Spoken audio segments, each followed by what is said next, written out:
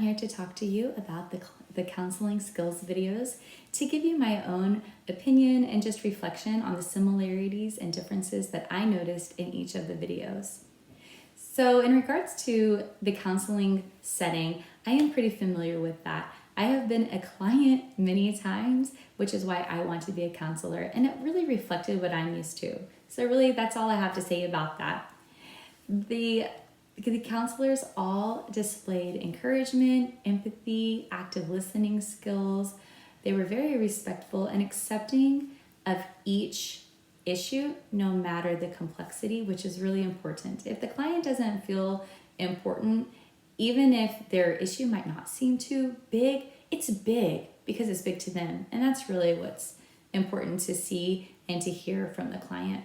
The three counselors also asked open questions, closed questions, summarized, paraphrased, had really good rapport with each client, and really displayed a sense of comfort because it allowed the client to open up to the counselor, which we saw in the videos. I also noticed that a lot of assessment was going on within the counseling sessions. So the reason I noticed this is because every single video had a different personality, which has to take assessment. It might not be something that I'm used to seeing because it's not I'm a teacher, so it's not a paper and pen type of assessment or a computer assessment. It's definitely internal.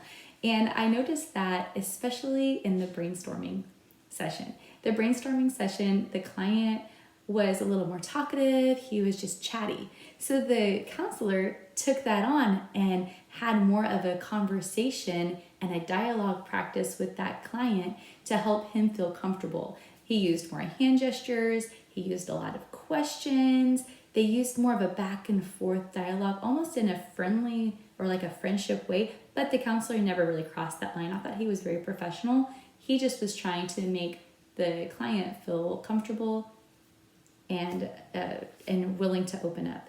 One thing that I thought was great about their brainstorming session is the client ended up leaving or finishing up the session with goals. I did not really notice that in the other videos, so I'm glad that that counselor really established those goals for that client.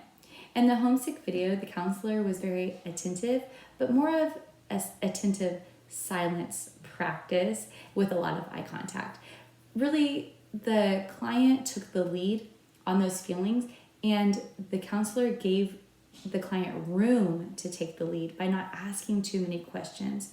If the counselor would have acted like the brainstorming counselor, that client may have not been comfortable and wouldn't have opened up to really do some self-assessment herself.